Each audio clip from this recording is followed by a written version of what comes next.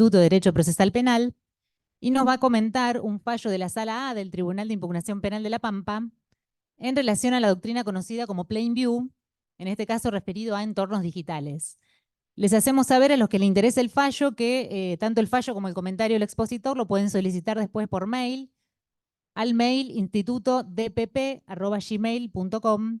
Allí todo lo que sea, todos los fallos que han sido comentados se pueden solicitar también con un comentario del expositor. Así que bueno, te damos la palabra, Nicolás.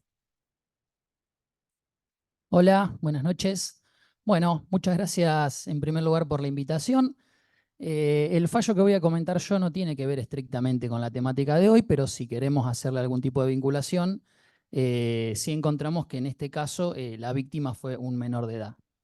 Este caso se llama, ¿dónde está el nombre? GLD sobre recurso de impugnación. Refiere a una resolución de un recurso de impugnación que se interpuso contra una sentencia de primera instancia que condenó al acusado por el delito de tenencia de representaciones explícitas de materiales sexual de menores, pornografía infantil básicamente. Y la temática que se discutió en este fallo tiene que ver con la aplicación de la doctrina de la Plain View a los entornos digitales. Lo que se cuestiona en este fallo es que se llega a la tenencia del material que constituye en sí mismo un delito, es decir, la tenencia de las representaciones de pornografía infantil, luego de un allanamiento que se hace en la casa del acusado, allanamiento que se autoriza en el marco de una causa por abuso sexual por la que estaba siendo investigado, no estaba siendo investigado por un hecho de tenencia de pornografía infantil. Cuando llegan las autoridades a la casa, hacen el allanamiento, secuestran el teléfono y al momento de hacer la apertura y la extracción de los datos, el agente de la policía de investigación encuentra que estaba este material dentro de los archivos del teléfono. Lo curioso de este fallo es que por el hecho de abuso sexual por el cual se lo estaba investigando resulta absuelto, pero resulta condenado por la tenencia de la pornografía infantil. Lo que plantea la defensa en este caso es, lógicamente, la exclusión probatoria de ese material, ya que argumenta que no tenía ningún tipo de vinculación el material que se encontró con la causa que se estaba investigando. Este planteo lo hace durante la etapa de investigación penal preparatoria, no le hacen lugar, pide subsidiariamente el sobreseimiento a causa de la exclusión, no le hacen lugar. De hecho, formulan la ampliación de los cargos, queda también imputado por la tenencia de la pornografía infantil.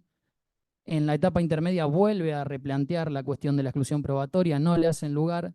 Los fundamentos de los jueces son que no encuentran que haya una afectación a su intimidad y entienden que en todo caso el acceso a esa información estaba convalidada por la autorización judicial que se hizo para acceder a ese teléfono por la causa de abuso sexual.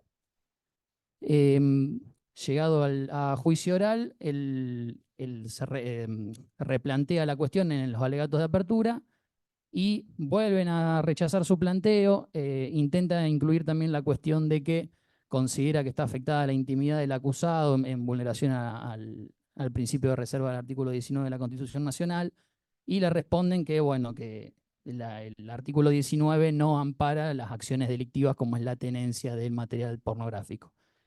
Los agravios de la impugnación que él interpone contra la resolución se pueden dividir en dos grupos. En primer lugar, él ataca lo que es la cuestión de la valoración probatoria.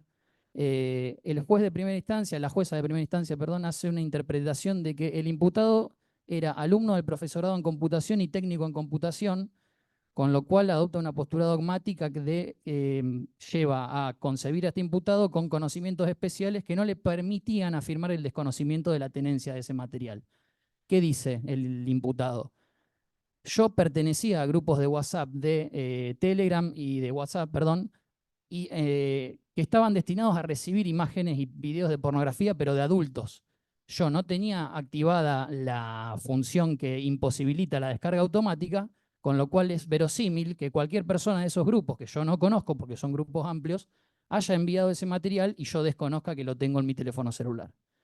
Bueno, considera el juez que esta defensa no procede porque por los conocimientos especiales que le caben por su carácter, no puede alegar ese desconocimiento. Y en segundo lugar, el segundo agravio tiene que ver con precisamente volver a replantear la cuestión de la exclusión probatoria. Lo que dicen la jueza es que se aplica lisa y llanamente la doctrina de la Plain View, no hace ningún tipo de diferenciación entre lo que es el entorno físico y el entorno digital. Yo lo que he visto es que incluso cuando el juez autoriza la extracción de ese material, la única aclaración o advertencia que le hace la Fiscalía es que ellos pueden extraer o servirse únicamente del material que tenga vinculación con el hecho de abuso sexual y tienen el deber de eliminar inmediatamente cualquier otra información que no tenga que ver con esa causa. Bueno, esto no ocurre y por eso es que la gente encuentra al momento de verificar o observar los datos extraídos esta imagen, da aviso al fiscal y el fiscal pide que se amplíen los cargos que se imputan y que finalmente terminan en condena. Yo creo que una de las principales problemáticas que se pueden ver en este caso es, de alguna forma, la laxitud en las restricciones o los límites que hay al acceso a la información privada en los ámbitos digitales. No se puede hacer una traspolación, una analogía de lo que es la Plain View si la entendemos como una doctrina que lo que viene a hacer es intentar balancearle el interés en la persecución penal con la privacidad o la intimidad del imputado.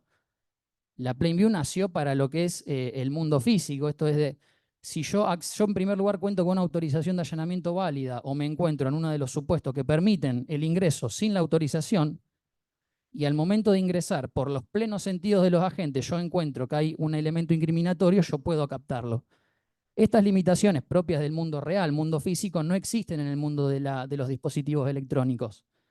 Y por eso es importante que se apliquen o se empiece a pensar un poco en crear restricciones artificiales, si queremos, o humanas. Esto es, por ejemplo, a través de la determinación previa de patrones de búsqueda, de palabras claves, de limitación del hardware que se puede secuestrar o no. Esto está muy criticado. Incluso los norteamericanos hay jurisprudencia donde le han interpuesto plazos para que se hagan las extracciones y que fuera de esos plazos lo que se haya encontrado tiene que ser excluido. Esto también muy criticado desde el punto de vista de la practicidad y la eficiencia en la investigación. Y por último, para cerrar, por lo que estuve viendo, hay un autor que trata de venir a hacer una propuesta, si se quiere, superadora, que es decir, no hay ningún problema con que la Fiscalía investigue. Lo que corresponde es que para preservar el ámbito de intimidad se vayan haciendo avances progresivos en esa intimidad. ¿Esto cómo funciona? Se puede empezar porque la Fiscalía presente lo que es un plan de investigación determinando en principio cuáles serían los tipos de archivos o los nombres o las palabras clave que le interesa buscar, avanzar sobre ese aspecto de la intimidad. Si eso brinda resultados negativos, se vuelve a pedir una nueva autorización explicando los motivos y ampliando el plan de búsqueda, y de esa forma se evita que desde el primer minuto se ingrese de una forma amplísima sobre la totalidad de la intimidad de la persona y que se termina desvirtuando la autorización de allanamiento porque se termina convirtiendo en una autorización en blanco y general para investigar o poder avanzar sobre la totalidad de los elementos y los archivos que tiene una persona que pueden ser sobre décadas de toda su vida. Así que bueno, si quieren indagar un poco más, el fallo va a quedar a disposición. Incluso hay algunas citas a la jurisprudencia que citan este fallo de la Cámara Federal de Apelación, de Casación Penal, donde también receptan la Plain View. Y bueno, los dejo ahora en manos de las oradoras del tema del día de hoy. Muchas gracias. Bueno, muchas gracias, Nicolás. Reitero entonces al que le interese el fallo, el mail institutodpp@gmail.com. Bueno, y ahora sí vamos a darle la bienvenida a los 4 disertantes que tenemos para el día de hoy. Tenemos 2 acá en la sala y 2 por Zoom. Nos acompaña en la sala la doctora María Dolores Aguirre Guarrochena, que es jueza del Juzgado de Menores número 4 de la Ciudad de Rosario desde el año 2010. Además pertenece al área de niñez de la Asociación de Pensamiento Penal. Muy escueto el currículum, me dijo la doctora, para que no extendernos demasiado. Y Alejandra Bicoca, que es psicóloga, especialista y máster en psicología forense, actualmente trabaja en el Servicio Público de Defensa Penal. Y por Zoom nos acompañan los doctores Fernando Soto, abogado, director nacional de normativa y enlace judicial del Ministerio de Seguridad de la Nación e integrante de la Comisión de Reforma del Código Penal Argentino, y la doctora Débora Dobnieski, abogada penalista egresada de la UBA, integrante de la Comisión Redactora para un nuevo sistema de responsabilidad penal juvenil en el ámbito del Ministerio de Justicia y Derechos Humanos de la Nación, y es ex asesora de la legislatura de la Ciudad Autónoma de Buenos Aires, entre otras cuestiones. Obviamente reducimos los currículum de todos. Bueno, para el día de hoy nosotros nos planteamos hacer algunas preguntas disparadoras, que a mí me gustaría empezar para darle una mirada más integral al tema con la psicóloga y después sí poder abrir el juego a los juristas que nos acompañan.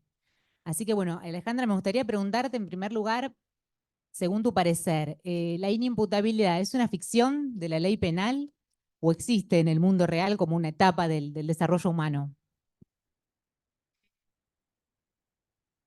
Ante todo, buenas noches y bueno, gracias por la invitación. Bueno, creo que soy la única psicóloga en la sala, pero hace años que insisto en trabajar en el medio de abogados. Hace 23 años que trabajo junto a ustedes.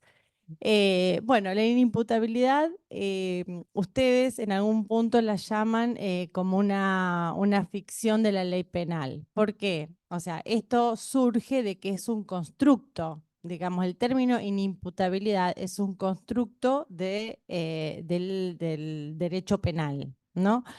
Entonces, la inimputabilidad en sí toma sentido en tanto y en cuanto se le pueda dar forma, digamos, contenido. ¿Qué es la inimputabilidad en sí? Entonces, se crea en el derecho, pero el contenido se lo piden, se le solicita a otra disciplina, ¿no? Que en este caso sería la psicología o la psiquiatría. ¿Por qué? Porque para determinar que una persona o una acción fue cometida por alguien que no ha estado en su plena conciencia o ha estado con una conciencia limitada al momento de cometer esa acción, tiene que tener una valoración específica, ¿no? O sea, entonces eso es del campo de la psicología o de la psiquiatría. Em, digamos, entonces estaría claramente dentro del campo de la salud mental. Una persona, como todos sabemos, y digamos ahí está en el código penal, que toda persona se puede considerar que es inimputable por una insuficiencia de sus facultades o alteración morbosa de las mismas, por su estado de inconsciencia, que por su estado de conciencia no pudiera al momento del hecho comprender la criminalidad del actor o dirigir sus acciones. ¿Y cuándo ocurre esto? Por ejemplo, cuando la persona sufre una alteración tal que no puede en ese momento tener plena, como repito, plena conciencia de lo que está haciendo. Estamos hablando de patologías como la esquizofrenia, como la psicosis o como estados psicóticos, ¿no? Estos estados son como un estado que lleva a una alienación del sujeto. El sujeto crea una realidad paralela, ¿no? Entonces, en esta realidad paralela actúa en consecuencia. Pueden aparecer, digamos, las acciones pueden ser en el medio de delirios, que es la creación de una realidad diferente a la objetiva, a la real, y actuar en consecuencia. Bueno, por ejemplo, esta persona puede creer que es una figura famosa o que está siendo perseguida por alguien y, bueno, va a actuar en defensa o en consecuencia de esa acción. Para que tengan una idea, por ejemplo, hace poco hubo un caso que tuve que trabajar, pero no es de acá de Rosario, en donde un chico mató a una persona porque él se enteró en su momento, cuando era chico, que a su mamá la habían violado cuando su mamá era chica. Creció con todo este padecimiento de su madre porque había sido abusada sexualmente y a cierta edad, esto nos enteramos después, ¿no? Bueno, había todas unas ideas alucinatorias. Bueno, alucinaciones tienen que ver específicamente con una alteración sensorial que intervienen los sentidos. La persona digamos, tiene, digamos, alteraciones sensitivas falsas. Oye voces, escucha ruidos que no existen, pero bueno, son todas percibidas por los sentidos. Bueno, esta persona va y mata a un hombre del pueblo.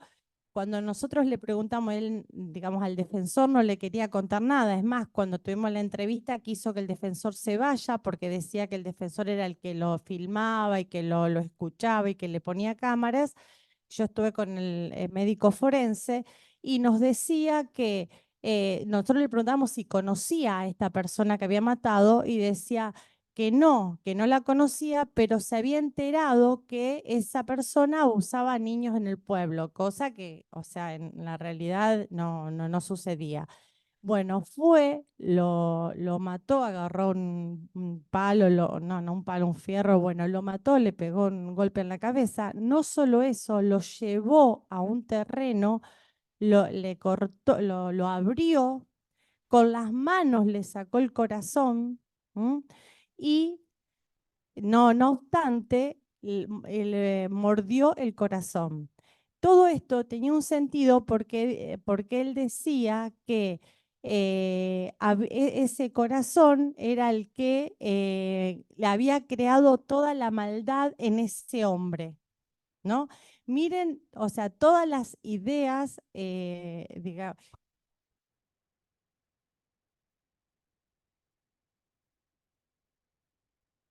a que él cometa un delito. Bueno, de eso estamos hablando cuando hablamos de una alteración de la personalidad y la inimputabilidad. O sea, esta persona comete un ilícito, pero hay un objeto que es un objeto equívoco. La intencionalidad tiene que ver con una irracionalidad, ¿no? Entonces, no hay manera de que esta persona pueda ser juzgada por el sistema penal, ¿no? Entonces, eso es digamos, en algún punto, yo no sé si desde la psicología la llamaría una ficción, porque digamos, fue totalmente necesaria en el sistema penal crear esta terminología porque había un grupo, una población que no podía ser punible. Entonces, digamos, ahí deja de ser, dentro del derecho, a mí me cuesta pensarlo como una ficción, ¿no? Porque dentro del derecho tiene una sustancia, tiene una validación esta categoría de inimputabilidad. Ahora, desde la psicología, nosotros, o sea, somos mucho más complicados que ustedes, ¿no? Entonces nosotros hasta muchas veces nos cuestionamos este término de inimputabilidad, los psicólogos forenses, ¿no es cierto? Porque nosotros decimos que en algún punto determinar la imputabilidad en una persona es despojarlo de su condición de sujeto, ¿no? De sujeto deseante, hablante, pensante. Cuando nosotros lo despojamos de todas estas características de sujeto, lo que hacemos es llevarlo a su mínima condición y en algún punto llevarlo a la objetivización, ¿no? Entonces, bueno, todo esto lleva a a un debate que es valiosísimo, porque ustedes necesitan una respuesta, ustedes desde el derecho necesitan una respuesta. A esta persona, ¿se la puede juzgar? Esta persona puede ser juzgada penalmente, esta persona puede cumplir una pena o no. Entonces, tengamos en cuenta que una persona, más allá de su condición de inimputabilidad, muchísimas veces la pena la cumplen igual, porque el encierro, digamos, en un manicomio, no deja de ser, digamos, una pena encubierta. Entonces, un poco, no sé si respondí a tu pregunta, pero bueno, es un tema que escribí como 6 hojas para poder decirlo, pero el tiempo también es limitado. Sí, me quedó, o sea, desde la psicología o desde la psiquiatría, ¿vos entendés que hay algún criterio científico para determinar desde cuándo una persona es madura mentalmente para comprender la criminalidad de sus actos?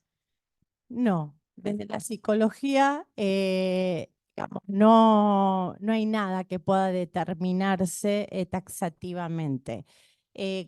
Digamos, los procesos de maduración, los procesos neurocognitivos de cada ser humano es distinto porque intervienen muchísimos factores, ¿no?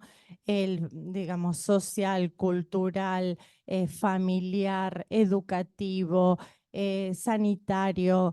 Bueno, seguramente me olvido de algunos. No es lo mismo, nada, digamos, nada de lo que nosotros transitemos en la vida va a dejar sin efecto en nuestro proceder. No, o sea, no es que no tiene efecto en nuestro proceder.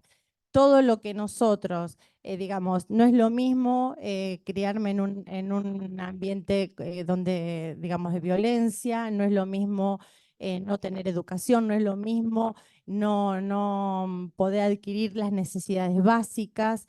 Entonces, no existe, digamos, eh, científicamente un momento determinante en donde se diga, bueno, a partir de este momento la persona puede ser consciente o responsable esto. A lo mejor viene a partir de, digamos, la no punibilidad de los menores de edad. A eso creo que apuntaban, ¿no? Bueno, que esta es la discusión del momento. Si sí o no a la baja de la punibilidad y si es sí, ¿por qué? Y si es no, ¿por qué? ¿No? Entonces, a ver, hay un concepto de niños es de la Convención de los Niños, es de toda persona desde que nace hasta los 18 años, ¿no? Entonces, es un proceso, la niñez, vamos a determinarlo a lo mejor en la edad de punibilidad, más allá del concepto de la convención. Hasta los 16 años un niño es no punible. ¿Por qué un niño hasta los 16 años no es punible? Estamos abarcando gran parte de la niñez más pura y la entrada a la adolescencia. En la entrada el periodo de los grandes cambios, ¿no? Se dice que los cambios más grandes se dan desde la adolescencia al joven adulto, que son el momento de que empiezan a crear la autonomía, la independización, o sea, ficticio, porque la independización se da mucho después, pero estos intentos de la construcción de la personalidad y sobre todo están anclados, es una edad que se anclan a los ideales, ¿no? La adolescencia se caracteriza por la creación y seguimiento de los ideales.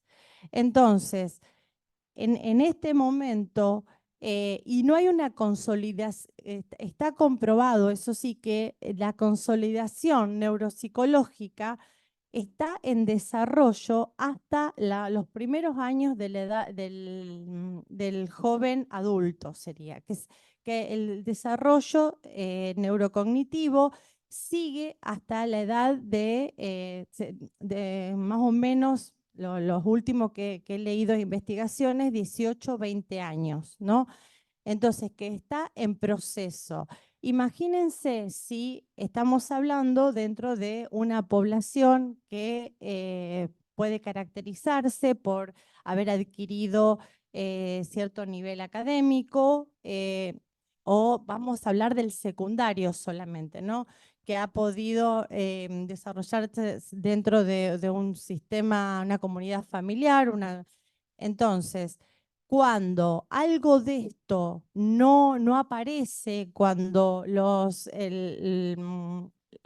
parámetros esperables, digamos, de la construcción familiar, cuando digamos, están derruidos, cuando no hay un acceso a la salud, cuando no hay un acceso a la educación, estos procesos se detienen o se enlentece en lo que dice, lo que se dice. Y más si a esto le agregamos a lo mejor el consumo de sustancias. Es lo que, digamos, lo que estamos viendo lo que estamos viendo permanentemente. El flagelo que es el consumo de sustancias en los adolescentes, ¿no? Que tienen una incidencia a nivel psíquico muy perturbadora y que esto acelera también su acceso a, digamos, a los actos delictivos. Bien, gracias Alejandra. Bueno. Ahora seguro vamos a volver. Vos nos diste el pie para que le preguntemos a Fernando Soto, no sé si nos estás escuchando. Hola, ¿qué Fernando. tal? Sí, te estoy escuchando, sí, sí, sí. Mm. Bueno, me gustaría preguntarte por qué vos proponés bajar la edad de imputabilidad. Bueno, en la campaña, todos los partidos, la campaña presidencial, digo, del año pasado, todos los partidos propusieron bajar la edad de inimputabilidad.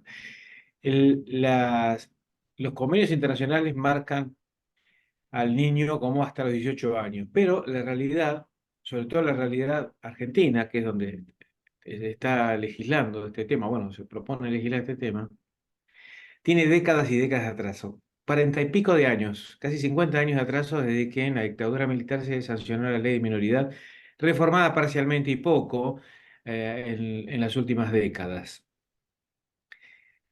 Hoy en día, un chico de 16 años puede elegir al presidente de la nación, puede conducir vehículos automotores con el riesgo que esto implica. Si es mujer, puede hacer un aborto. Pero se supone que hasta ese momento, hasta que no tiene 16, no tiene idea de nada en la vida.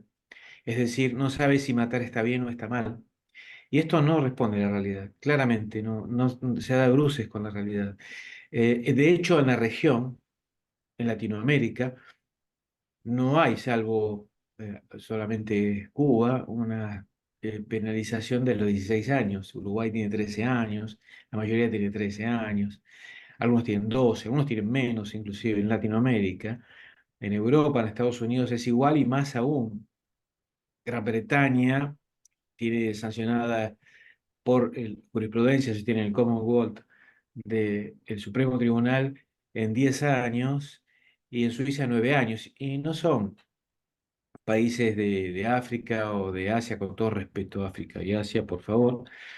Son países avanzados y están legislando de este modo con algunas particularidades. Por ejemplo, escuché a la licenciada, hablaba respecto de cómo delimitar la responsabilidad. Bueno, ellos tienen un criterio en Gran Bretaña donde penalizan desde 10 años, pero con un control pericial de la comprensión del delito, ¿no? Es algo parecido lo que se determinaría por las condiciones de inimputabilidad o de comprensión del delito. Entonces, respondiendo a tu pregunta, ¿por qué? Y porque claramente vemos que los delitos en la franja etaria, por ejemplo, de 14 y 16 años, inclusive podríamos decir de 12 a 16 años, que no tienen ningún tipo de sanción, no va acorde con la realidad y con la cantidad de delitos. Miren, en Rosario, tienen, para no mencionar otros casos que hay lamentablemente docenas, tuvimos el caso del narcotráfico que usó a un chico de 15 años para matar al pobre muchacho en la estación de servicio como una reivindicación de los grupos de poder del narcotráfico contra el Estado Nacional que estaba avanzando sobre ellos. Ahí tenemos un caso, ¿no? 15 años. Yo estoy convencido que la edad de inimputabilidad en 16 años está fuera de la realidad, inclusive de la región de Latinoamérica. Bien, concretamente, ¿vos a qué edad proponés bajar la edad? Bueno, estamos haciendo un trabajo en conjunto con el Ministerio de Justicia, el Ministerio de Seguridad, yo integro el Ministerio de Seguridad de la Nación, junto con el Ministerio de Justicia de la Nación, y estamos debatiendo esto. Nos lleva un tiempo, pero bueno, hace, ya les dije, más de 40 años que esto está atrasado, bien merece tomarse un tiempo para desarrollar un texto legislativo proponiéndole al Congreso para cambiar esta situación. Sin duda, en 14 años, creo que casi todos los en los partidos políticos coinciden. Esto es lo que venimos hablando. Pero parece que para algunos delitos más graves, por ejemplo, para los homicidios, estoy hablando ya por mí, debería ser por lo menos de los 12 años. Si ustedes quieren, con un control de pericial para determinar si en ese caso sabía que matar estaba bien o estaba mal, si comprendía lo que estaba haciendo. Porque sería una medida de precaución, pero que en realidad no haría falta. En todo caso, un punto intermedio sería 13 años.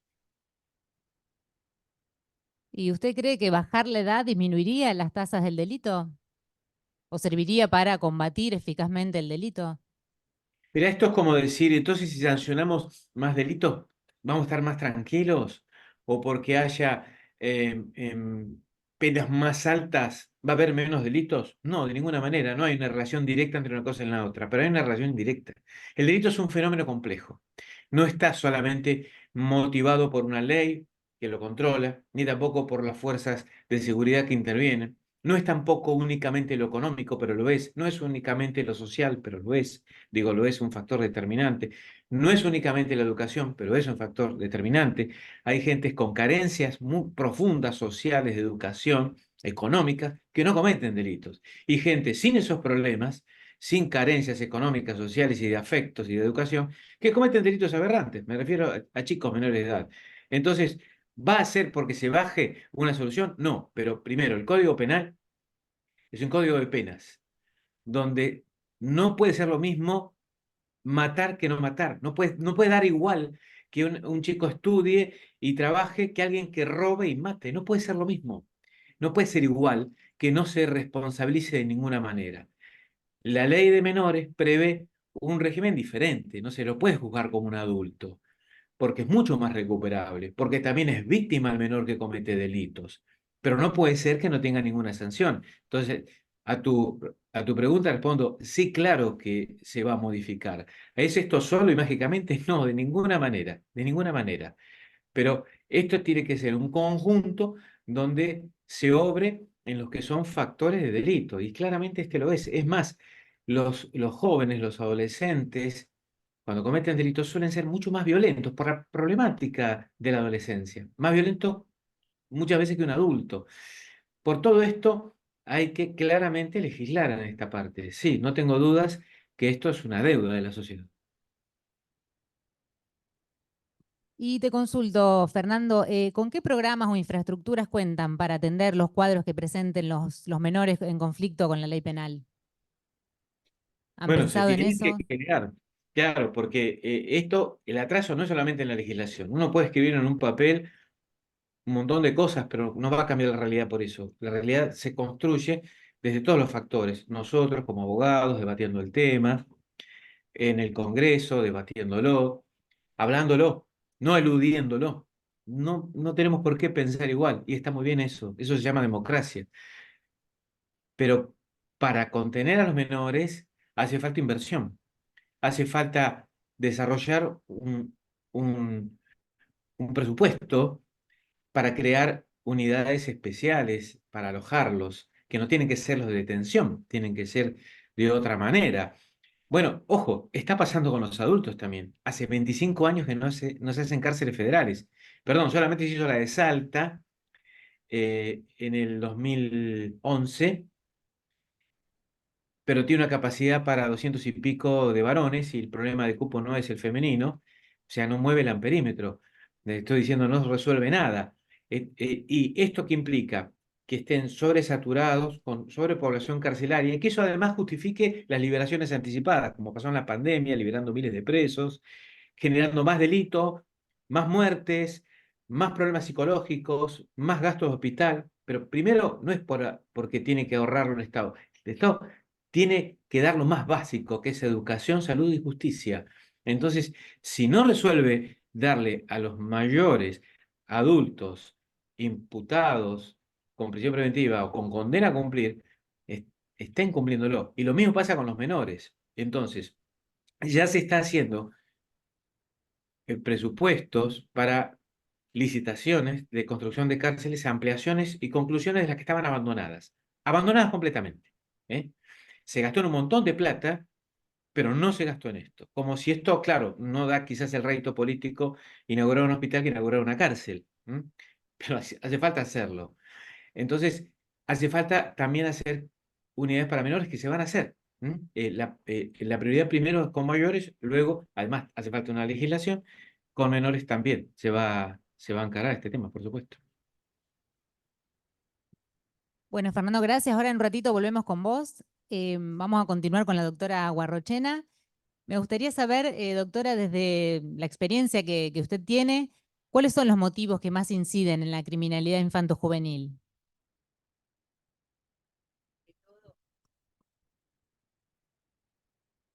Ante todo, quiero aclarar algunos conceptos que se vienen mencionando acá respecto de la imputabilidad o inimputabilidad y lo que es la responsabilidad penal.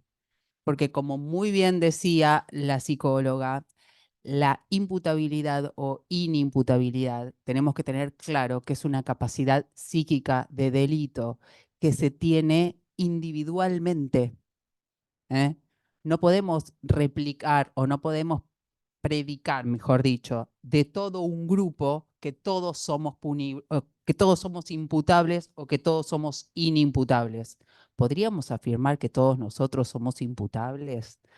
Yo la verdad que a veces pienso que soy medio inimputable. ¿Está? Son las circunstancias. Y justamente como decía la psicóloga, me estoy metiendo en algo que no es mi tema, No, por favor. pero Sí, adelante. Yo tiro preguntas disparadoras, pero obviamente pueden ir contestando lo que surge.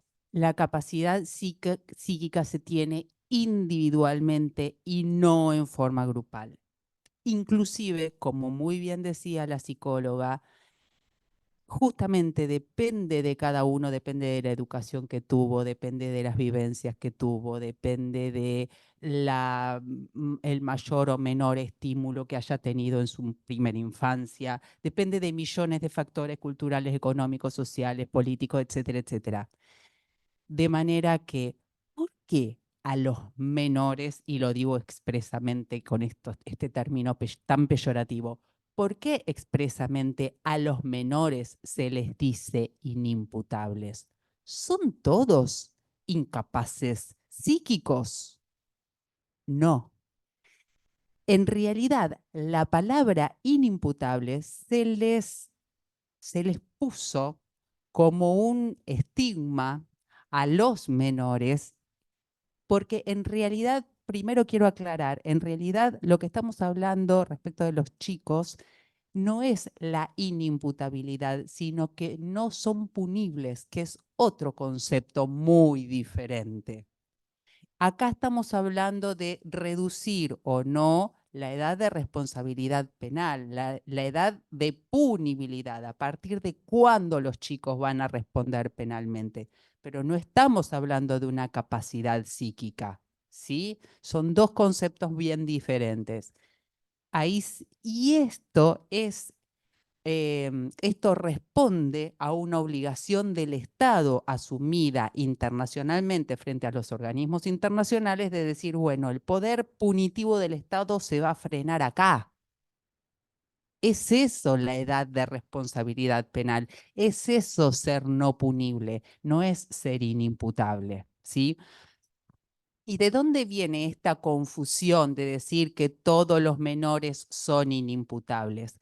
Esto tiene muchísimo que ver con los orígenes del derecho de menores, que tiene que ver con la segunda mitad del siglo XIX, donde en un determinado contexto económico, social, político y cultural, el primer tribunal de menores del mundo se creó en Chicago, en Illinois, de manera que en aquel país industrializado, recordemos, hay un libro muy interesante que les recomiendo de Anthony Platt, Los Salvadores de los Niños o la Invención de la Delincuencia. Excelente libro donde comenta cuál fue el contexto económico, social, político y cultural en el cual se creó este primer tribunal de Menores del Mundo en 1899, precedido por este movimiento de los reformadores. El movimiento de los reformadores eran estas señoras de clase acomodada, de corte moralista, que hacían tareas de beneficencia y a su vez tareas de control social informal. Estas señoras, tan bien intencionadas, en realidad lo que hicieron fue neutralizar a la población peligrosa, sacar el espectáculo feo de las calles, porque en realidad lo que nunca se cuestionó fueron los privilegios derivados del sistema capitalista en un país industrializado. Recordemos que Chicago es un estado del norte, es un estado rico. No es casual que el primer tribunal de menores del mundo, 1899, fuese en Illinois, porque precisamente ahí es donde el movimiento de los reformadores tuvo mayor incidencia. Entonces, ¿por qué se asocia el tema de la inimputabilidad a los menores? Porque todos los periféricos del sistema capitalista, las mujeres, los locos, los niños, íbamos a correr la misma suerte, que son estas penas de las cuales habla esta psicóloga, porque todos íbamos a parar o íbamos a padecer estas penas, estas medidas indeterminadas, estas medidas sin control judicial. En el caso de los chicos era hasta la mayoría de edad, igual que los locos e igual que las mujeres. Por eso, en aquella época, el positivismo criminológico y todas estas cuestiones que les estoy contando generaron culturalmente una especie de cajón desastre, donde fuesen a parar todos estos colectivos marginales que no eran que justamente sufrían estas penas porque estaban en la periferia, porque en el centro ¿quién estaba? El sujeto hegemónico. El sujeto hegemónico que iba a tomar las decisiones por todos estos que iban a sufrir las medidas.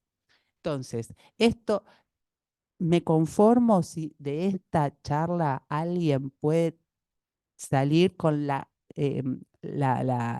claridad de decir, basta de decir inimputables a los chicos porque no lo son. Bueno, me fui y no tiene nada que ver con Sí, tiene todo que ver.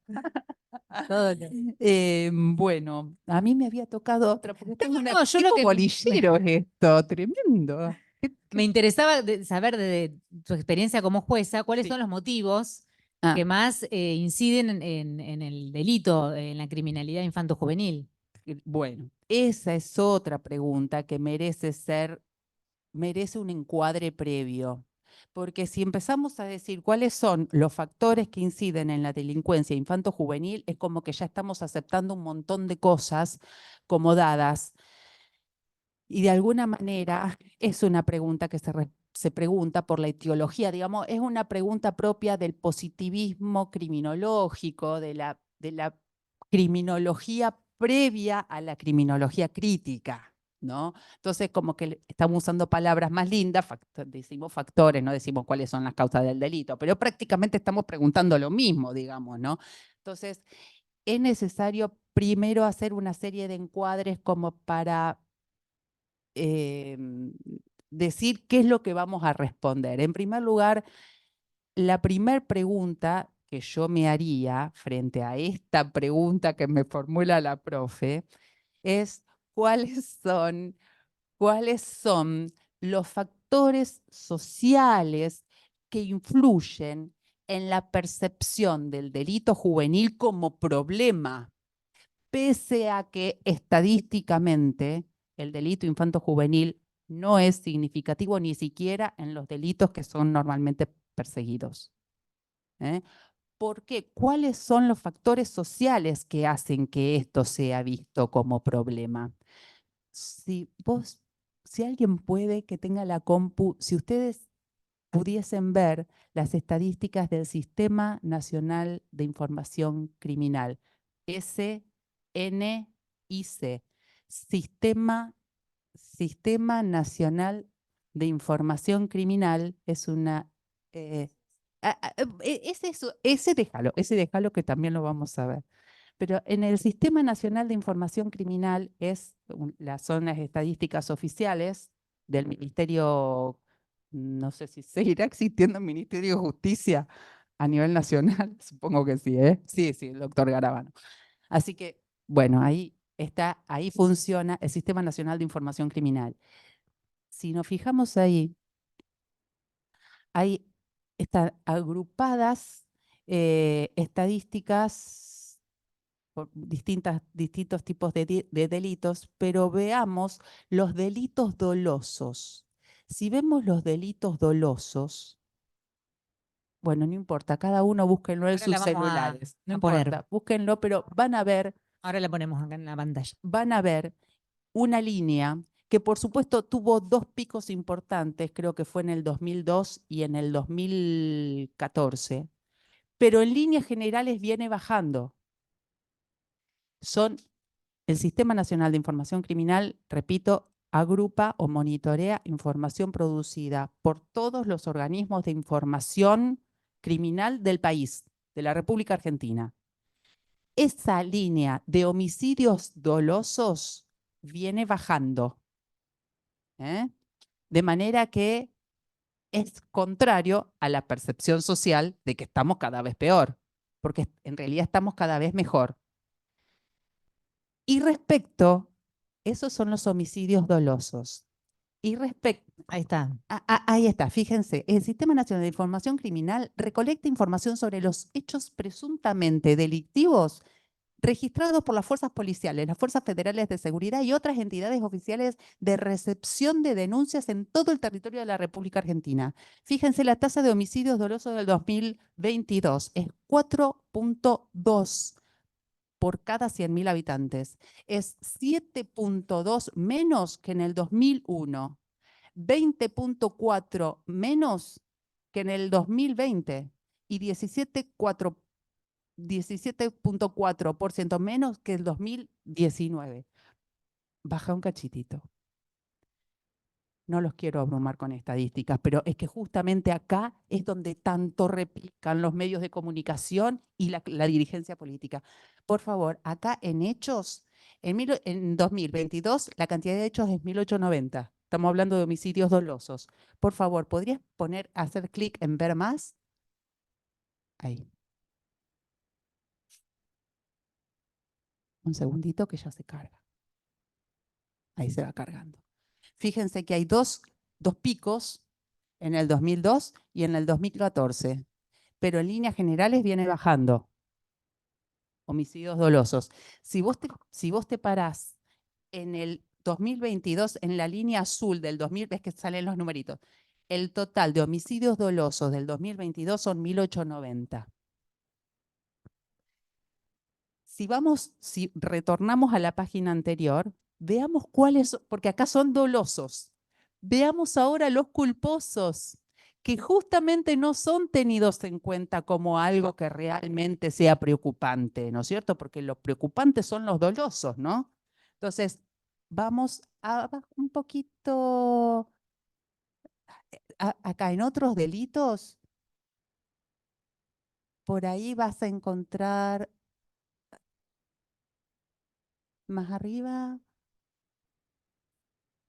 Bueno, no sé si lo vamos a encontrar. Y si no más arriba, no, y si no saliendo de este cuadradito. No, salir. Sí, sí. Bueno, la verdad que, bueno. Muertes en accidente, ¿dónde lo viste? Muertes en accidente de tránsito, por ahí, sí. Ahí está, en homicidios, en la misma pestaña de homicidios dolosos. Ahí está, ahí está. Muertes en accidentes viales. Veamos ahí. Veamos ahí en las muertes en accidentes viales. En el 2022 hubo exactamente el doble de homicidios dolosos. Habíamos visto que homicidios dolosos eran 1890. los culposos es el doble. ¿Está? Entonces, digo, ¿cuáles son los factores, o si vuelvo a mi misma pregunta, cuáles son los factores sociales que influyen en la percepción del delito? Esto es una de las estadísticas. Si quieren, bajamos y vamos a la estadística a la que le aporté a Antonella. Son interesantísimas las estadísticas, yo soy re fan. Si se fijan en ahora le voy a compartir una estadística de la Base General de Datos. La Base General de Datos es una oficina de la Suprema Corte de Justicia de la Nación, donde se relevan, esta computadora se me apaga. La Base General de Datos es una oficina de la Suprema Corte de Justicia de la Nación donde se releva información de los juzgados de menores nacionales. Es decir, la competencia ordinaria de la CABA,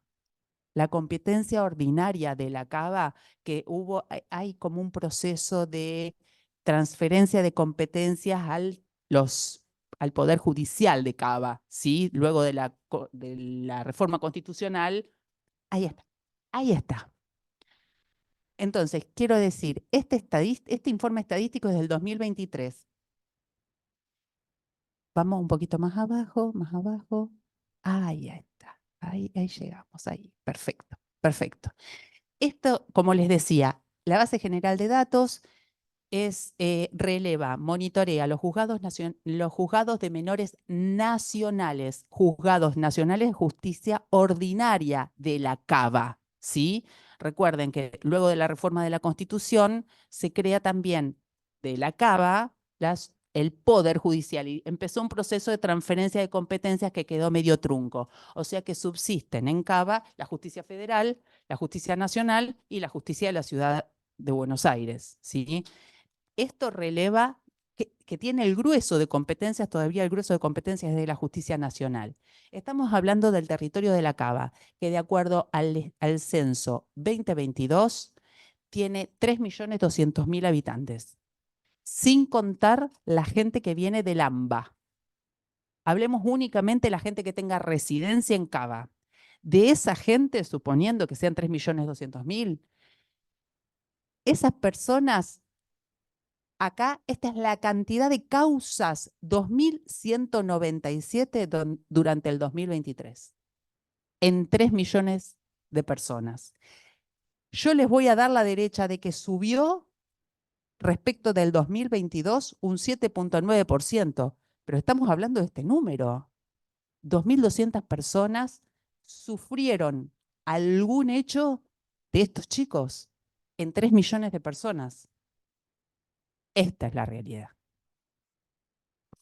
Doctora, me disculpa un Sí, segundito, sí, que me avisa el Janina. doctor Soto que se tiene que retirar. perdón, Bueno, para perdón, me despedirlo y extendí. agradecerle la participación, quedamos en contacto. No sé si quiere Gracias, dejarnos doctor. algún mail o algo para alguna consulta que Sí, alguno de sí, los participantes quiera hacer.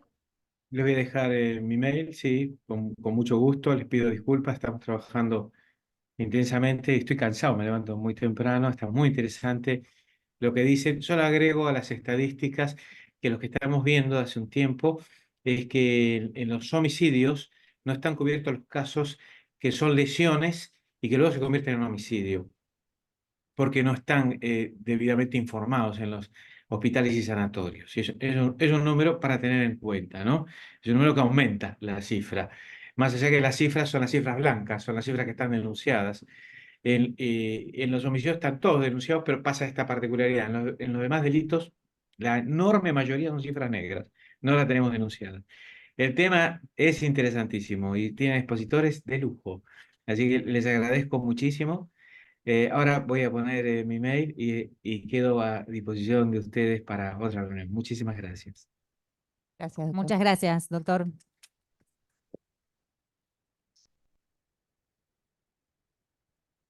Bueno, perdón, continúen, estaba muy interesante. No, quiero ser corta porque si no los voy a abrumar con estadísticas, pero bueno, más o menos le pude dar un pantallazo respecto de cuál es el fenómeno real. Si bien el doctor Soto por ahí habla de un caso, es que es justamente la estrategia que utilizan los partidos políticos, la dirigencia política, para justamente plantear el tema de la baja de la edad de la responsabilidad penal. Utilizan un caso único que tiene necesariamente ciertas características, porque no tiene cualquier característica. Tienen características de morbo, dolor, espectacularidad, tragedia, son espeluznantes, son... Entonces, obviamente, ese único caso genera todo un montaje mediático de redes sobre el cual se asientan las distintas fuerzas políticas que lamentablemente, y en eso sí tiene toda la razón el doctor Soto, lamentablemente todos los partidos políticos por igual han planteado la baja de la edad de la responsabilidad penal como si eso fuese una solución para todos nuestros problemas, demostrando la carencia absoluta, no solamente de ideas, sino también de información. Bueno, no quiero ser tan vehemente, pero me quieren que le diga. Sale, te sale. sale. ¿Qué propone usted para abordar el problema, entonces, Bueno, concretamente? Bueno, entonces, eso, quiero decir que no estamos hablando de todo el fenómeno del delito, estamos hablando de 3 tipos de delitos, que es lo que concita, lo que define socialmente el delito, porque a la gente no le importa si realmente se queman las islas, si hay evasión, si, qué sé yo, todas las cuestiones económicas realmente no les interesa. En realidad, las demandas de mayor seguridad y lo que es definido como delito, ni siquiera le interesan los homicidios culposos. A la gente lo que le interesa, lo que la gente define como delito, son 3 categorías de delitos. Aquellos cuyo bien jurídico es la vida, sobre todo homicidios dolosos y no culposos, la integridad física y la propiedad. Ahí sí está el corazón de lo que la gente percibe socialmente o define socialmente como delito. Entonces, ahí sí puedo responder a la pregunta. ¿Qué cosas se pueden hacer para disminuir esos 3 delitos? ¿O qué cosas pueden interferir a través de políticas públicas para que esos delitos disminuyan? Y acá les recuerdo, les respondo con una conferencia a la que fui, que fue una conferencia maravillosa, que tuve la suerte de asistir hace muchos años, que dio Elías Carranza, un capo, un capo, un capo, búsquenlo. Actualmente está en Costa Rica, en Ilanud. Hay algunas cosas de él, bueno, mucho publicado, pero digamos hay bastantes cositas que pueden bajar por internet. Bueno, este señor vino y comentaba factores que hacen que aumenten o disminuyan, porque él hacía un análisis de justamente estos delitos contra la vida y contra la propiedad en toda la región. Para él toda la región es toda Latinoamérica y Caribe, son esas pequeñas regiones, ¿no? Y él decía cuáles eran los factores que incidían en el mayor o menor número de incidencias de delitos contra la vida y contra la propiedad en toda esta región. Y decía que no eran reglas matemáticas, pero que sí, modificando o incidiendo en esos factores, se generaba que esos factores, que las tasas de delitos se fuesen modificando. Y decía también que tampoco era una regla matemática, pero a mayor cantidad de factores existentes, también había mayor delito. No solamente cada uno de los factores, sino a mayor interrelación entre factores, había mayor delitos de estos que él desarrollaba. Yo recuerdo particularmente 3, que eran, uno era a mayor acceso a armas, mayor delito, armas de fuego. Ese es un problemón que tenemos, mucho más grave que el tema de los menores. El tema del acceso a armas es realmente muy problemático. Existen 3, para mí, existen 3 formas por las cuales las personas pueden acceder a las armas de fuego. Uno es a través de medios legítimos. Soy legítimo tenedor, legítimo portador, perfecto, estoy registrado y hago todas las cosas que hay que hacer para mantener la matrícula, la autorización. El segundo gran núcleo de acceso a armas son las armas que se denuncian como robadas o perdidas. Y ahí encontramos a los agentes policiales, donde siempre les roban las armas o las pierden, o etcétera. Las armas denunciadas como robadas o perdidas son verdaderamente problemáticas y no hay un registro estatal que lleve cuenta de eso. Y el tercero es el mercado ilegal de armas. Son temas que si no se controlan, podemos bajar la edad de la responsabilidad penal si quieren a 5, pero no vamos a modificar el problema.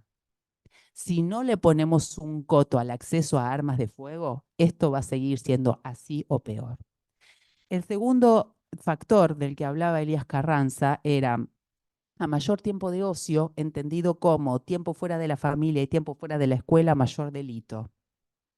Y acá vemos efectivamente la carencia total y absoluta de propuestas estatales y de sostén del Estado, de las ONG que pudiesen permitir que los chicos tengan tiempo de ocio de calidad, ¿no? Y el tercer elemento que él hablaba era a mayor inequidad en el reparto del ingreso, mayor delito. ¿Qué es la mayor inequidad en el reparto de la riqueza o del ingreso? Ustedes conocen lo que es el coeficiente de Gini. Busquen cuando quieran, coeficiente de Gini. Es un coeficiente que va entre 0 y 1. 0 significa la mayor igualdad, la igualdad absoluta. Y 1 representa la desigualdad absoluta. Argentina ronda, justamente ahora dio un pico aproximándose, que siempre los países, por supuesto, están en ese rango, entre 0 y 1. Argentina está en 0,446. Pegó un salto ahora desde la última medición del año pasado. Si quieren los coeficientes, no los voy a abrumar más con estadísticas, prometo. Están en la encuesta permanente de hogares del INDEC. Ahí van a encontrar el coeficiente de Gini. Y también pueden encontrar el lugar que ocupa la Argentina en el contexto mundial, en la página del Banco Mundial, que la verdad que estamos bastante mal. Somos uno de los países más desiguales. De manera que a mayor inequidad también va a haber mayor... Y bueno, ¿cuál es la solución entonces? Políticas públicas que vayan modificando estos factores y de esa manera, por supuesto, no hay soluciones mágicas, pero con esas cosas podríamos llegar a modificar algunas de las tasas de estos delitos a los que nos estábamos refiriendo. Muchas gracias, doctora. Muy interesante. Da para hablar muchísimo, pero bueno. Nos queda Débora, pobre que quedó para lo último. ¿Nos escuchás? Sí, ahí las escucho. Hola. ¿Cómo estás? Bueno, Débora, nos gustaría Bien. conocer tu postura desde tu experiencia y desde el trabajo que vos haces. ¿Considerás que es útil penar a los menores para combatir eficazmente el delito? A ver, hay muchas cosas que ya fueron dichas y no me quiero repetir. La primera pregunta es, ¿no? ¿Por qué siempre que hablamos del delito adolescente, de lo primero y de lo único que hablamos es de cuál es la edad mínima de responsabilidad penal juvenil? Como si todo se redujese a partir de qué edad van a ser responsables. Digamos, ¿sabemos qué pasa con la ley actual? Habilita que desde los 16 y 17 años sean responsables penalmente. ¿Sabemos qué respuesta se está dando el Estado al delito adolescente? O sea, ¿por qué estamos tan preocupados por cuál va a ser la edad mínima? Bueno, ya lo explicó la jueza, no me voy a repetir, pero hay algo que sí es un básico, y es que el diseño de políticas criminales legislativas necesariamente se tiene que basar en evidencia empírica. Entonces hay que ver si realmente cuál es el número de delitos cometidos por menores de 16 años a nivel federal. Y si bien yo puedo dar fe de que las estadísticas son muy limitadas, al vivir en un país federal, cada provincia mide por separado, no tenemos, yo pude buscar, por ejemplo, la CENAF, es la única que publica estadísticas federales, pero las estadísticas que publica la CENAF son los casos que le llega a la CENAF, todos los casos que todos los niños que están cumpliendo alguna medida en algún dispositivo. Y de los datos de la CENAF, que es, digamos, el dato federal que integra todas las provincias, el porcentaje de delitos cometidos por menores de 16 años no supera el 3% del total de delitos cometidos por menores de edad. O sea, sin perjuicio de ello, hay algo que no podemos dejar de desconocer. O sea, son pocos a nivel de la cantidad de delitos cometidos en el país, sí, del 2% de los delitos cometidos por menores de edad, y a la vez los delitos cometidos por menores de edad comparados con los delitos cometidos por adultos también son un porcentaje chico, pero hay, o sea, hay causas cometidas por, ¿no es cierto? Hay, y lo que sí hay, y lo que nadie puede desconocer, es que hay mucha reiterancia, mucho reingreso.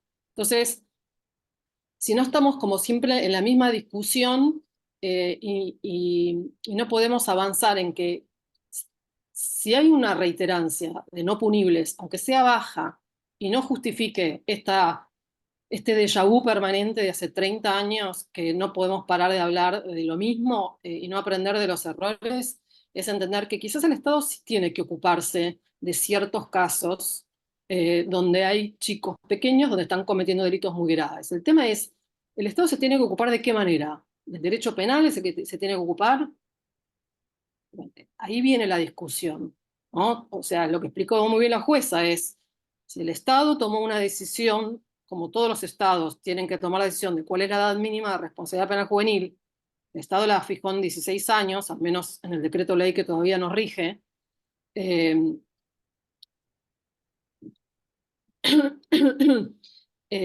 Estado tomó una decisión que, como bien explicaban, es ficticia, no significa que toda persona de 15 años no sabe lo que está haciendo, ¿no? Es una decisión de política criminal.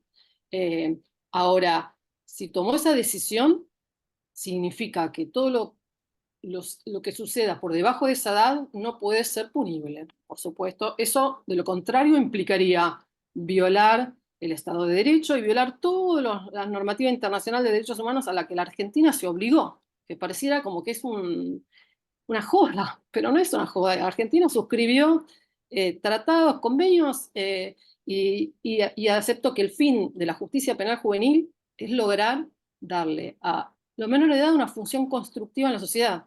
Ese es el fin que impera nacional e internacionalmente, el fin de la justicia penal juvenil. Ahora bien,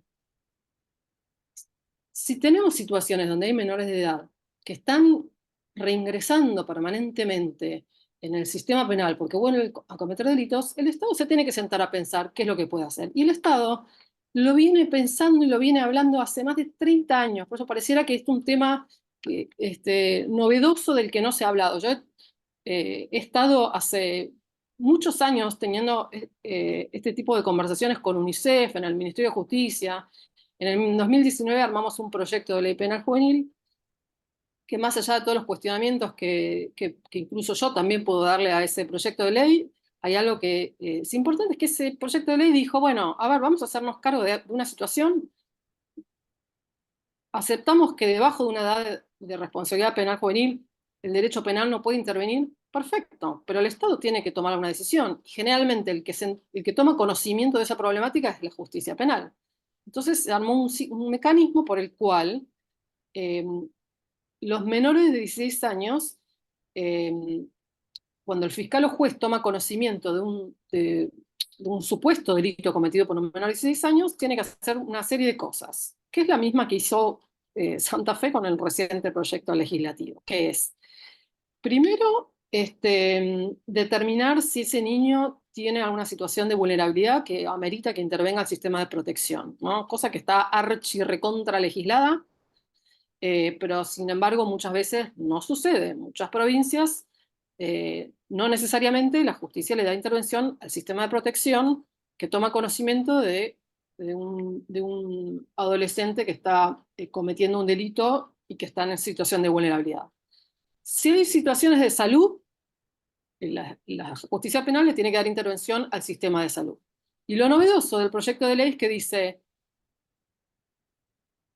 que en los casos donde realmente la conflictiva, no porque el delito sea grave necesariamente, porque el delito puede ser grave y la conflictiva leve, ¿no? O sea, esto está muy analizado por todos los operadores que trabajan en infancia. Digamos, puede ser un delito leve, pero que por una convivencia de vecindario hace imposible la continuidad y requiere de que el Estado tenga una intervención. Entonces, cuando realmente la conflictiva que derivó en ese delito amerita que el Estado intervenga, fiscal o el juez debe dar intervención a organismos de protección o organismos públicos para que hagan trabajos restaurativos.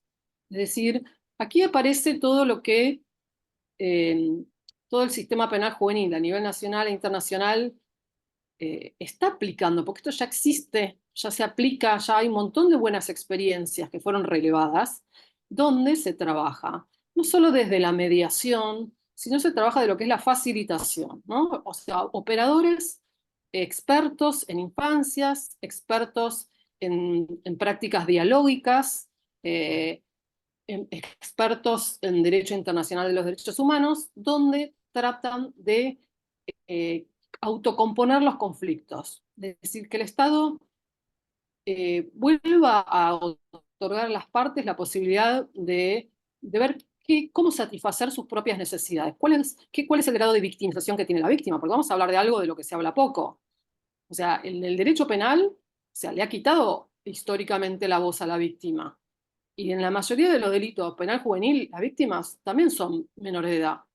Entonces, estas prácticas lo que no solo pretenden restablecer derechos de los menores de edad imputados que llegan a delinquir por el grado de vulnerabilidad que tienen, sino que pretende darle respuestas a las víctimas, pero no respuestas a las víctimas como las que conocemos, motivadas por épocas de campaña o por casos tremendamente graves que se motivan solamente en el aumento de las penas, sino en respuestas que se conecten con las necesidades genuinas de las partes, y la única manera de conocerlas es escuchándolas. Entonces se generan espacios interdisciplinarios, que este es el otro gran tema de justicia penal juvenil.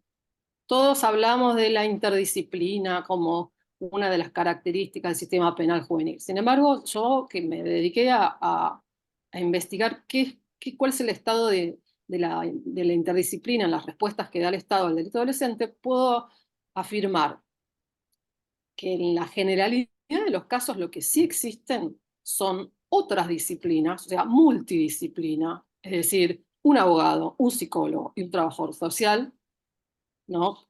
Como no podemos salir de esa tríada como si fueran las únicas disciplinas capaces de dar respuesta al delito adolescente, donde lo que hacen es emitir informes periciales al juez para que en el mejor de los casos sea una asistencia tutelar para restablecer derechos. En el peor de los casos es una medida de control para que el juez pueda saber si está en condiciones de resolver con una medida alternativa o no. Es decir, el rol que se le da a las disciplinas que no son el derecho. En el derecho penal juvenil es de multidisciplina y no de interdisciplina, donde la interdisciplina, ¿qué es? Es que varias disciplinas diversas se fusionan para dar una nueva respuesta. O sea, ya a esta altura del escenario entendimos que el derecho penal no sirvió para dar respuestas para prevenir el delito, ni en adultos ni en menores de edad. Y sí hay muy buenas experiencias, lamentablemente en muchos casos artesanales y no generalizadas, y lamentablemente en muchos casos no para los delitos más graves, donde trabajando sí interdisciplinariamente, empoderando a los equipos interdisciplinarios, es decir, no limitándolos a hacer informes, sino empoderándolos para diseñar planes individuales a estos adolescentes infractores. Entonces, hay todo un trabajo donde se puede hacer en forma separado, primero con el viendo las voluntades de la víctima y del victimario de poder trabajar, de empoderar, cuando hablamos del sujeto de derecho, ¿no? El adolescente infractor como sujeto de derecho. ¿Qué es el sujeto de derecho? No es solo en los papeles poner que es sujeto de derecho, sino es empoderarlo para que él mismo pueda hacerse responsable. Porque hacerse responsable no es solamente tener una prisión preventiva o una condena. Hacerse responsable es un trabajo que generalmente requiere, es un proceso, y generalmente puede ser dado por operadores que no somos los abogados precisamente, porque no solemos contar con esas herramientas de cómo ir pudiendo generar empatía en el adolescente infractor para poder ponerse en el lugar del otro, para poder comprender el daño que ha causado, para poder escuchar a la víctima, porque generalmente el proceso penal no está diseñado para escucharse, ni para escuchar a la víctima, ni para escuchar al adolescente infractor. Entonces, todo esto que son herramientas que tienen que ver con los abordajes restaurativos, son posibles respuestas, son posibles abordajes que se pueden hacer. Lo digo hoy porque el tema de hoy es no punibles, con no punibles. Es decir, si a nosotros nos preocupan los reingresos o las reiterancias de los adolescentes menores de 16 años que cometen delitos gravísimos, o aunque no sean gravísimos, pero que cometen sistemáticamente un mismo delito. Bueno, evidentemente ahí hay un trabajo para hacer con ese adolescente, que nadie está haciendo. Entonces, que estemos en un permanente déjà vu discutiendo cuál es la edad mínima. A ver, yo puedo posicionarme y hablar de la Observación General 24 del Comité de Derechos del Niño, que el Comité de los Derechos del Niño, o sea, no está pintado, es el organismo que interpreta las cláusulas de una convención a la que la Argentina se obligó, donde dice expresamente que recomienda que la edad mínima no sea por debajo de 14 años. Digamos, más allá de que uno pueda citar y enumerar todo lo que dice toda la normativa a la que la Argentina está obligada, en vez de estar discutiendo de forma permanentemente lo mismo, por ejemplo, el doctor Soto dijo, o sea, se parte de la base de que en las provincias no pasó nada, se parte de la base de que sin una nueva ley nacional, nosotros estamos como cuando se aprobó la Convención de los Derechos del Niño. Sin embargo, la Argentina tiene una particularidad, que es que comparado con otros países de Latinoamérica está mucho más atrasada a nivel que no logra tener una nueva ley penal juvenil acorde a la Convención. Sin embargo, ha avanzado muchísimo, porque como es un país federal, muchas provincias, artesanalmente, o porque dictaron códigos procesales penales, o porque tienen sistemas acusatorios, o porque tienen sistemas de protección integral, han logrado realizar experiencias, hasta hacerle decir a la ley 2278, ayornarla a los términos del sistema de la protección integral, y ha empezado a tener prácticas con medidas alternativas o con medidas restaurativas muy diversas. Yo les puedo dar un montón de ejemplos. Por ejemplo, en la provincia de Buenos Aires se ha hecho trabajos hasta con lo que es la víctima subrogada. Es decir, cuando no hay posibilidad, por diversas razones, de que la víctima pueda estar en un mismo espacio con el sujeto infractor, buscando autocomponer el conflicto, hay portavoces, que pueden ser mediadores especializados, que cumplen el rol de víctima subrogada, y de esa manera permiten al adolescente infractor trabajar justamente en lo que es la responsabilidad subjetiva. ¿Es fácil? No, no es fácil. ¿Esto se puede hacer para todos los casos? No, por supuesto que no, pues son trabajos que se requiere de la voluntad de las partes y se requiere de capacitación de los operadores. Pero hay muy buenas experiencias para tomar en cuenta, así como mencionaba yo el proyecto de ley penal juvenil del 2019, donde expresamente contempla esta respuesta. Muchas provincias, como la de ustedes, han normativamente previsto algo de esto para empezar a trabajarlo. Entonces, hay muchos operadores especializados que pueden capacitar Otro ejemplo, yo he diseñado un protocolo para justamente abordajes restaurativos para no punibles en Vicente López, donde se ponía en cabeza del Ministerio de Desarrollo, se capacitó a un grupo de operadores del Ministerio de Desarrollo para que hicieran de facilitadores. ¿Por qué? Porque justamente Vicente López tenía la problemática de que un pequeño grupo de no punibles, no era un tema de cantidad, sino era de un reingreso permanente de los mismos no punibles cometiendo delitos y en estado de vulnerabilidad extrema, que realmente se dan cuenta que había que trabajar con ellos. Entonces se capacitó a un equipo, se diseñó un protocolo para poder trabajar en este esquema. Entonces, cuando la pregunta es ¿qué se puede hacer? Bueno, ahí hay una salida de lo que se puede hacer. Me parece que son las 9, la verdad que tendría un montón de cosas más para decir, pero me parece que me he extendido bastante. Sí, es muy interesante lo que comentaste, Débora. La verdad, lo que comentaron todos los disertantes, les agradecemos muchísimo. Y podemos abrir el debate, si les parece. Vi que por el chat había muchas preguntas, también gente levantando la mano. No sé quién quiere preguntar algo acá de la sala o por el Zoom. En el chat. Y Araceli Calamante estaba levantando la mano. Creo que más o menos lo dije, porque uno, no sé yo, ha cambiado un poco de postura en este sentido y me quedé pensando, yo entiendo el planteo de Débora y también lo que plantearon Dolores y la psicóloga del Servicio de la Defensa, pero nosotros tenemos una particularidad, yo lo escuché a Berbeta en el curso de posgrado de magistratura, y él nos daba las cifras, y si bien en cifras no estamos tan mal, en principio, nosotros vivimos en Rosario, digo, tenemos una triste realidad que nos atraviesa, entonces que me digan que los delitos cometidos por menores o por jóvenes en conflicto con la ley penal son el 1% o menos del 1%, no nos termina de resolver la cuestión, mucho menos trae las estadísticas de Ciudad Autónoma, porque no somos Ciudad Autónoma en la problemática que nos atraviesa. Digo, yo sé que no podemos legislar por un caso, pero, a ver, tenemos el caso de Bruno, teníamos otro caso también tristemente célebre del chico que fue asesinado en su departamento por un menor, que después circuló una carta. Bueno, fue una serie de eventos. Digo, como sistema penal, no podemos no dar una respuesta.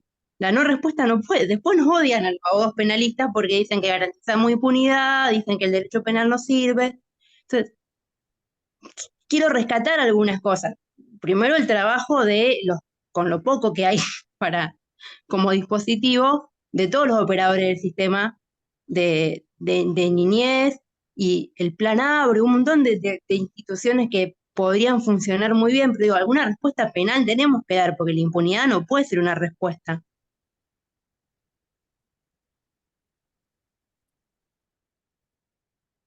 Coincido con Araceli que obviamente una respuesta estatal tiene que haber. Claro, no necesariamente punitiva. Una respuesta estatal sí tiene que haber, porque flaco favor le estamos haciendo a ese adolescente de decir, bueno, acá no ha pasado nada y seguí, por supuesto, me parece que hasta desde el punto de vista psíquico es necesario la marca, el límite. El límite necesario del adolescente. Lógico. Digamos, el adolescente muchas veces necesita los límites como contención, no no a la forma de castigo. La respuesta, desde mi punto de vista, desde la disciplina, tiene que estar por fuera del sistema penal.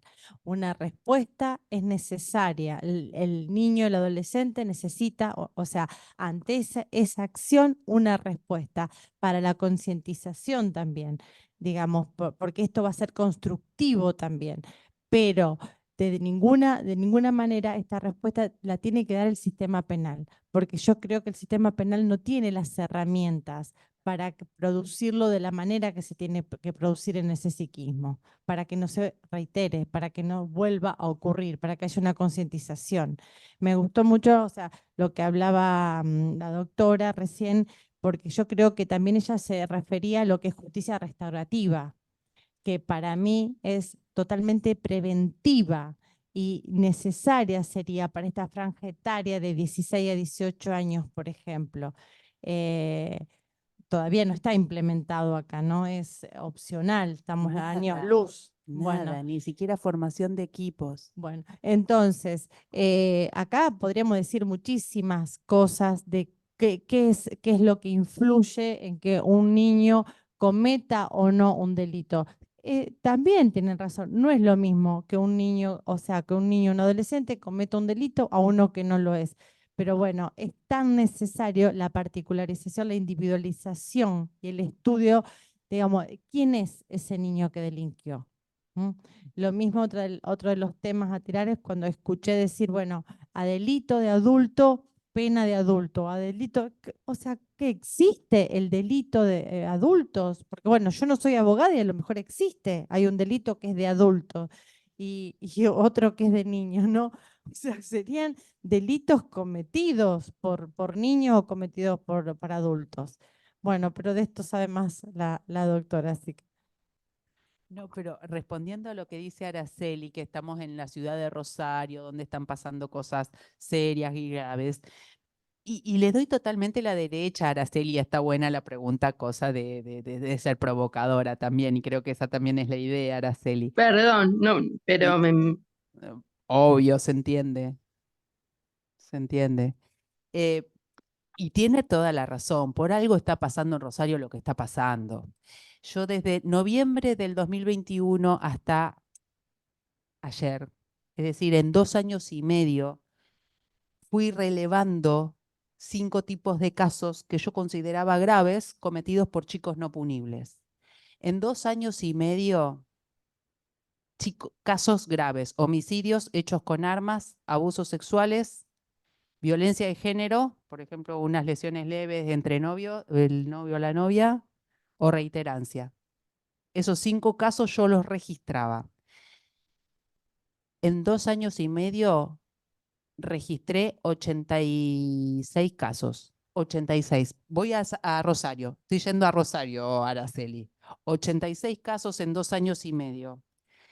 Oficié a la Municipalidad de Rosario, perdón, de estos 86 casos, el 70% tenían que intervenir justamente lo que dice Débora, estos organismos de protección de primer nivel, Municipalidad de Rosario. 70%. Estamos hablando de 86 casos en total, no sé, soy mala para las matemáticas. 60 casos oficiados en 2 años. ¿Saben cuál es el nivel de respuesta estatal? No solamente de Rosario, pero hablando del 86%. ¿Saben cuál es el porcentaje de respuesta estatal? 9%. Entonces voy a Rosario. Y por algo pasan las cosas que pasan, porque Débora tiene toda la razón del mundo en hablar de esto, de la intervención de estos organismos de protección, y coincido y la aplaudo porque realmente es así. Pero bueno, justamente ahí, por ahí pasa, justamente porque la no respuesta de estos organismos de protección son totalmente funcionales al discurso a la baja. Espera que te pase el micrófono.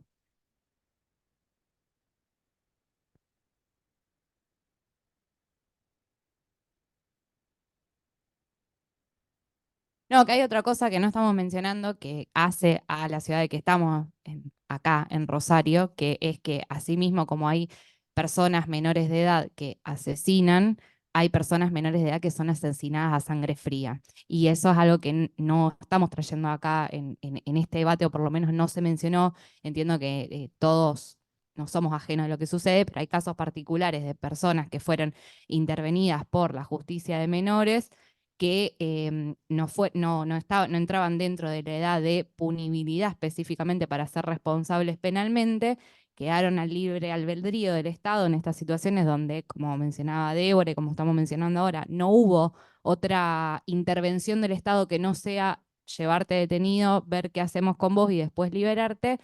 esa persona volvió al lugar donde vivía sin ninguna red de contención porque sus padres estaban ambos detenidos, uno ya había muerto, una abuela que falleció al poco tiempo. Bueno, ese chico en particular terminó, lo hablo públicamente porque salieron en las noticias sin dar nombre y apellido, pero ese chico terminó muerto por la espalda por una bala de las organizaciones criminales que están dando vuelta por la ciudad de Rosario. Entonces, son victimarios, pero también esas personas son víctimas después. Entonces, creo que para hacer una conclusión un poco de todo lo que sacamos acá, más allá de la discusión, bajar o no la edad, creo que todos estamos reclamando algo en concreto, que es el Estado, de alguna manera, se tiene que hacer cargo de esta situación que están pasando las personas menores de edad. Creo que una buena experiencia que con la reforma del código realmente podamos implementar medidas de justicia restaurativa para las y los menores de edad, porque si no, esto va a ser de nunca acabar, sobre todo con el acceso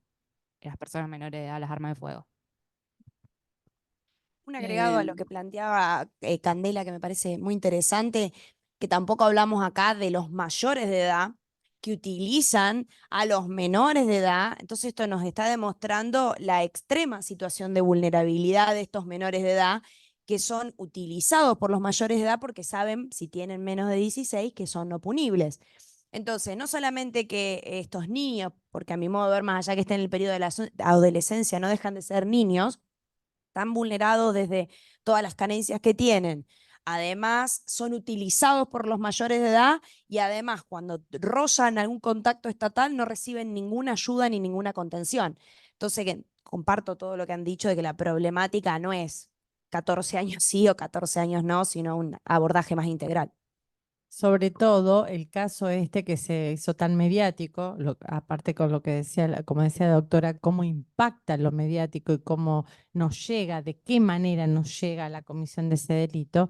Este chico de 15 años, digamos, fue manejado por una banda criminal, o sea, fue direccionado hacia digamos, esa acción que él cometió. O sea, no fue una decisión plenamente, o sea, por eso es el caso a caso, el individualismo, digamos, poder decir, bueno, ¿qué pasó con ese chico? ¿Qué pasó con ese chico que no estaba en la escuela en ese momento? ¿Qué pasó con ese chico que no estaba en el club? ¿Qué pasó con ese chico que no estaba con su entorno familiar? O sea, ¿qué pasó? Que hubo una banda criminal que lo tomó y lo hizo parte, ¿no? Porque a esa edad, aquí en 15 años, digamos, que alguien te dé una responsabilidad de este tipo, hasta crea una situación de grandeza. Agrego El tema algo. de los chicos, una sola cosa, el tema de los chicos reclutados por bandas criminales, si bien particularmente reclutados, vos hablabas en general de chicos que son usados, pero en el caso específico de chicos reclutados por bandas criminales es todavía un fenómeno marginal que podría, si existiesen todas estas cosas de las que estamos hablando, podría manejarse. Pero voy a esto, son doblemente víctimas. Son víctimas del Estado que no desarrolló nada, ninguna estrategia para generar ciudadanía y que les responden, el primer contacto con el Estado es a través de una respuesta represiva. Eso por un lado. Y por el otro lado son víctimas de estas bandas que los colocan obviamente en los lugares de mayor exposición, donde o reciben las balas o son captados por el poder punitivo. Es decir, que por un lado y por el otro, estos chicos, digamos que... ¿Qué otra alternativa tenían? O sea, a veces cuando un soldadito, ¿no? ¿Qué otra alternativa cuando vemos que hay chicos de 13 años siendo soldaditos, 12 años, 11 años? Bueno, ¿qué otra alternativa? ¿Qué otra alternativa ofreció el Estado a este chico? Bueno, entonces, bueno, y así podríamos debatir indefinidamente. Como último comentario en esta línea y para no quedarnos con el sabor amargo de todo lo malo, ¿no? Me parece que quizás está buena esta iniciativa para que el Colegio de Abogados pueda hacer una propuesta. Digamos, yo sé que una de las grandes problemáticas es como la falta o las dificultades de diálogo, de articulación entre el Poder Judicial y los organismos de protección, por ejemplo, y el Poder Ejecutivo pero me parece que está bueno que sea el colegio de abogados tome el guante y que pueda hacer una invitación para una mesa de trabajo con los actores que tienen que estar, porque están, por ejemplo, el Poder Judicial, que toma conocimiento de ciertos casos graves cometidos por los punibles, y la necesidad de los organismos de protección que puedan hacer un abordaje. Tienen ahora la reforma legislativa que los habilita. Recién alguien mencionaba justamente la necesidad de trabajar con las víctimas, que generalmente son menores de edad. Entonces, yo me pongo también a disposición para poder suministrarles o acercarles contacto con todos los especialistas que vienen trabajando estos temas a nivel nacional o internacional, porque en verdad las experiencias nacen generalmente en la Argentina de abajo hacia arriba, y se terminan convirtiendo después en normas o en programas que se pueden implementar. Gracias, Débora. Fabiola Piemonte, creo que quería hacer algún aporte por el Zoom. ¿Nos escuchás? Sí, ¿qué tal? Buenas noches. Bueno, yo quería como retomar algunas cuestiones porque me quedaron ahí dando vueltas y a lo mejor hasta tomar el guante como ex directora provincial de niñez de la intervención de los organismos del sistema de protección de infancia. La verdad es que es muy complejo para el sistema de protección de primer nivel municipal o de segundo nivel provincial abordar estancamente. A mí me parece que lo que nos pasa a nosotros los operadores del sistema con los pibes en conflicto con la ley penal es que hacemos como una cuestión diferenciada por fueros y eso a veces complica más las intervenciones en términos de multiplicidad de intervenciones. La verdad es que yo fui directora provincial en el 2015 y ya abordábamos situaciones de jóvenes en la narcocriminalidad. Hay una estructura, nosotros en Rosario tenemos, esto hay que dejarlo claro, ¿no? Tenemos una complejidad territorial, de violencia territorial que no hay en otras provincias al momento de la discusión. Como decía Débora, yo participé en las mesas de Justicia 2020 en la cual se logró ese anteproyecto y nosotros en 2015 creo que fuimos sede del Consejo Nacional convocado por la CENAF, y veíamos esto que mencionaba Débora, de la diferencia en cuanto a legislación e implementación en otras provincias en el marco de la 26061 y de las adhesiones provinciales como es la nuestra, la 12967. Ese sistema de protección es integral, pero el abordaje no termina siendo integral, y sí es cierto que los operadores del sistema de protección por ahí quedamos cortos en la intervención y es como una pasada de pelota del pibe. El pibe entra como no punible, perdón, no es peyorativo lo de pibe, es un defecto profesional. Entra como no punible, va la intervención por oficio al sistema de protección, el primer nivel no sabe muy bien qué hacer, o el segundo nivel deriva al primer nivel, y entonces en el medio de todas esas cuestiones que a veces derivan en ninguna intervención o en una sobreintervención, la verdad es que la respuesta no termina siendo adecuada, y nosotros, vuelvo, en Rosario tenemos una particularidad, que es que desde el año 2000 o un poco más, empezamos a tener estructuras paraestatales en el territorio que dieron una respuesta que fue como cooptando la respuesta estatal, que quedó como corta. Porque ahí la psicóloga decía, bueno, ese chico ¿dónde estaba? No estaba en la escuela, y la verdad que tenemos que revisar los programas educativos, porque no alojan las escuelas y tampoco deberían de cumplir esa función, digo yo, ¿no? De alojar, mantener, sostener. Digo, hay un montón de cuestiones a revisar en el término de cómo abordamos, Débora mencionaba la observación general 24, cómo abordamos lo previo, cómo abordamos el abordaje temprano para la prevención del delito en territorio, ¿no? Y eso no es un trabajo individual del sistema de protección, es un trabajo conjunto. Nosotros hemos tenido, Débora, en la provincia intervenciones de mesas de trabajo, se han sumado los colegios profesionales. La verdad es que hay un código nuevo dando vuelta que también nos costó un montón, y sí hay antecedentes de justicia restaurativa, hay algunos proyectos, hay un proyecto de extensión universitaria que trabajamos los terceros tiempos de Nueva Oportunidad, que es un programa que se desplegó en el territorio en relación a acompañar a los jóvenes en conflicto con la ley penal. Digo, pero a veces parece como que la sábana siempre es corta y se espera una respuesta más agresiva en términos de respuesta estatal. A mí me parece que en esto de la baja sí o baja no, la discusión quedó como desuetuda.